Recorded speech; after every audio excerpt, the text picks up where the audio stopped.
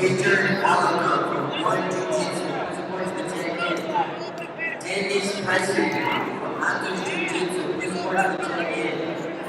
And the new guy to the word of NoGi is supporting the champion. Danielle Santos is supporting the champion.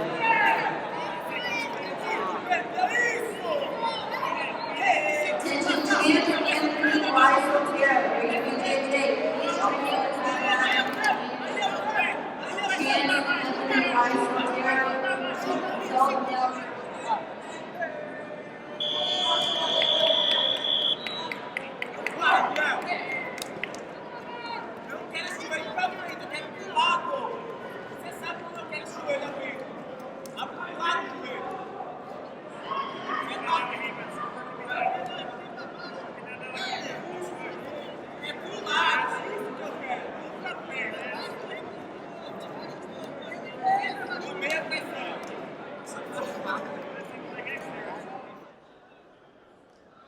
Okay, Kendall, so we're back here now, and we're on mat 2, and on top in the black with the white shorts is Gabriel Souza, making a return to Jiu-Jitsu. Been off the scene pretty much all of 2020 because of the travel restrictions, and on bottom doing his good old-fashioned berimbolo spin from the Della Viva Gianni Grippo.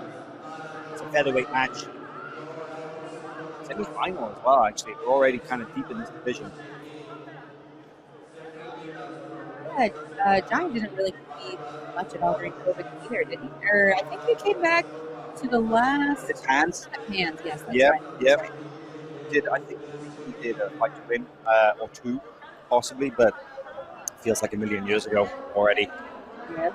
But yeah, Gabriel Souza was telling me that, you know, of course he was stuck in Brazil, but in his hometown and training with his ZR teammates, he said he did a 4-month camp just to come back, and to, you know, he said it was harder every day, and it was just the best preparation he said he could have had. And I gotta say, with 2 submissions in his first 2 matches here today at the NoGi fans, he's looking pretty sharp. It doesn't look like the layoff has hurt him in any way. However, that's Grippo coming up on top for the 2 points here.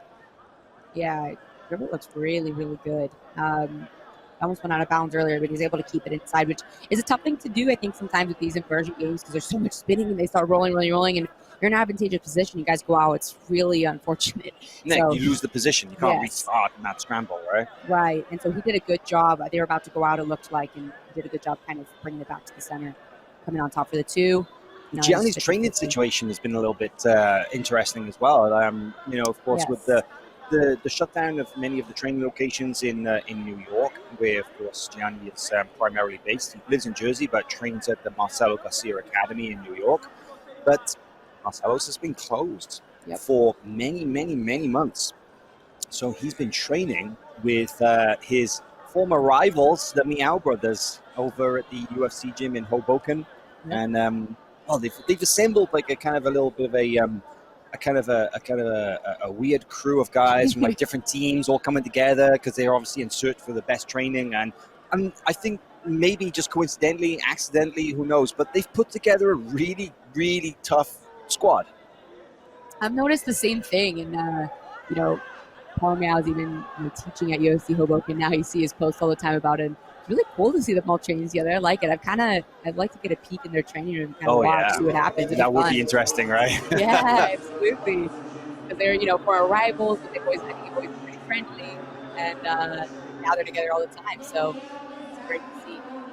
Gabriel manages to go from that kind of weird upside down guard position and now kind of looking for the 50-50. But to be honest, you want to play the 50-50 game.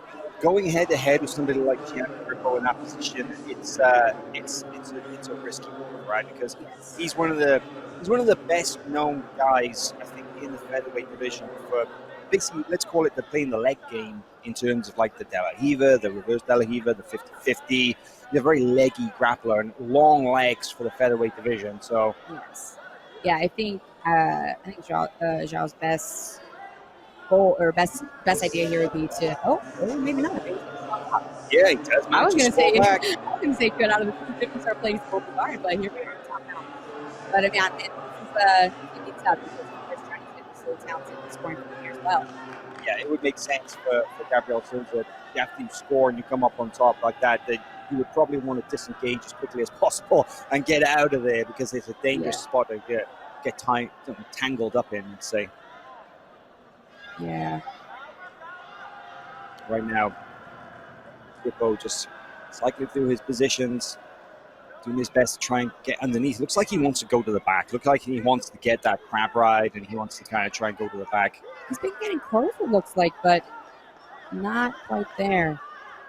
Gabriel Souza took the silver medal at the NoGi World Championships in 2019. So, he's got the capability to go all the way. He's great, and he's one of those people who's also really performed so well at AJP. He was huge at the AJP circuit last year. I mean, he and Diego, right? Diego Romano, yes. They're Their teammates, they were just killing it at AJP, and so he's very talented, but I think maybe a little underrated in IBJJF, just maybe a little less well-known than Gianni maybe. And but he has a great open guard. That's how I was hoping he might get out of the 50-50 on the bottom. Toe hold here. Toe hold. Gabriel Souza diving on that foot, but doesn't have much control of the leg. And the danger, of course, is that when you go for a leg lock like that, you always expose the entry to the back. The question is whether Gabriel Souza has a good enough control so that if he uses the leg attack, whether he will not go into a worse position. Yeah, he did a good job just to spin out. That body lock position was great though. Look at how long his legs are and how he's able to tie up so much. Gabriel Souza now looking to come up around the back. Wow. He really did a great job of controlling the hips there. Yeah, amazing recovery from Gabriel Souza, man. Like, the Gianni Grippo, when he gets into positions like that, it's not often that people are able to just like spin out of it, but a lot of movement so far in this match. He does a great job controlling the hips really tightly. So I was really surprised to spin out right now. And he's losing an advantage now, I guess. Yeah? Exactly. Strategically speaking, I think that was really smart of Gabriel Souza to the risk of going for the toe holds. Whether he was thinking, okay, I'm going to get the submission here, or whether he's thinking, I'm just going to score the advantage. Of course, it opens up, the attack for Grippo. But now, if Grippo scores on him and then he scores back, he will just have that lead. So Gabriel Souza, that advantage, it might seem insignificant in the grand scheme of things, but it actually means a lot as especially the 50-50 when they're always sweeping each other back and forth.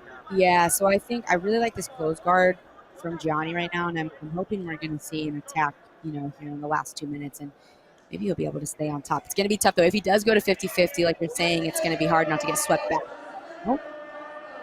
Oh, beautiful job going underneath. But see, now they're getting close to the edge. This is where it gets tough. Try to keep it inside. They're both doing his best to try and come around to the back once again. I mean, he's got phenomenal control.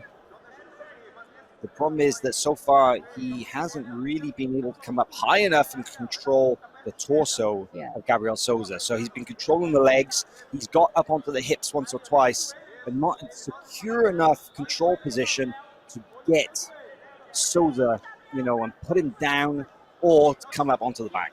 And Souza's doing a great job of controlling that top leg. So he's holding with his left hand, just wrapping that leg up. So Gianni can't really extend or start to create a lot of distance. Even now, it's not. With less than a minute on the clock here and time ticking, I think Grippo, he's going to need to get really busy here, because this match could slip through his fingers if he doesn't get after it right now. Well, see, this is where people get upset with the 50-50, because now this is such a great position to finish out on top. It's easy to stay here. Oh, but yeah, see, that left leg. If Gianni can't move his left leg, it's very hard to get anything going. Nice. Wow. Grab right. Look at this. Last 20 seconds, and Grippo could get the back here. He's got one hook in. He's desperately trying to get that second hook in. 15 seconds. Souza just needs to hang on. Arm under the neck. Going for the rear naked choke right here. Gabriel Souza's got 5 seconds. If he can just hold on. Wow. That's a hard one. That is an advantage now for Grippo. So that is a draw, and we're going to go to a decision. Oh, that's right. Yeah, it is now advantage. 2-2 and 1-1 on advantages. One of the corner refs is calling for a second advantage, but for the back. the second side ref does not. So yeah, because it could have been an advantage for the back and an advantage for the choke.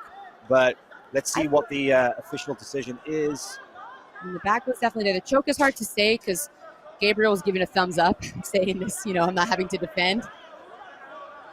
It is a split decision, 2-1 in favor of Gabriel Souza. And Gianni Grippo very disappointed in that result, but that's what happens when you go right down to the wire like that. Yeah, that's tough. I mean, that was obviously close. They went right down to the wire, leave it up to ref's decision, but